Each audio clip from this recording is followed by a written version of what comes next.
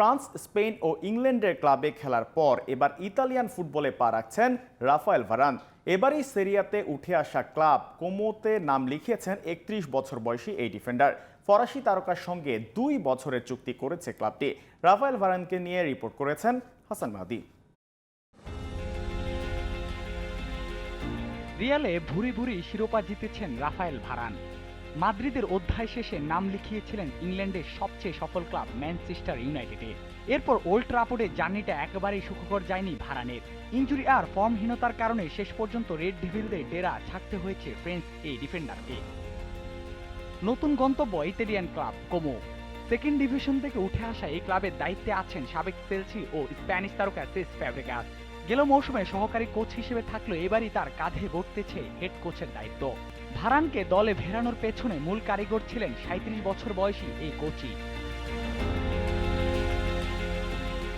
২০১০ সালে ফরাসি ক্লাব লসের হয়ে ক্যারিয়ার শুরু করা ভারান পরের বছরই যোগ দেন রিয়াল মাদ্রিদে। সেখানে ৪টি চ্যাম্পিয়ন্স লিগ, ৩টি লা লিগা ও ৪টি ক্লাব বিশ্বকাপ সহ জিতেছেন মোট ১৮টি ট্রফি। ১০ বছর মাদ্রিদে কাটানোর পর শেষ ঠিকানা হয়েছিল এরিক টেন হাগের ম্যান ইউ। গেল বছরের মে মাসেই ঘোষণা দিয়েছিলেন ক্লাব ছাড়ার। ফ্রি এজেন্ট হয়ে এবার বেছে নিলেন নতুন ঠিকানা।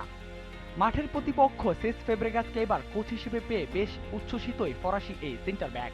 রিয়ালের অধ্যায়ের মতো নতুন জার্নিটাও যেন সুন্দর হয় সে প্রত্যাশাই হয়তো ফুটবল ভক্তদের। হাসান মেহেদী, জিটিভি নিউজ।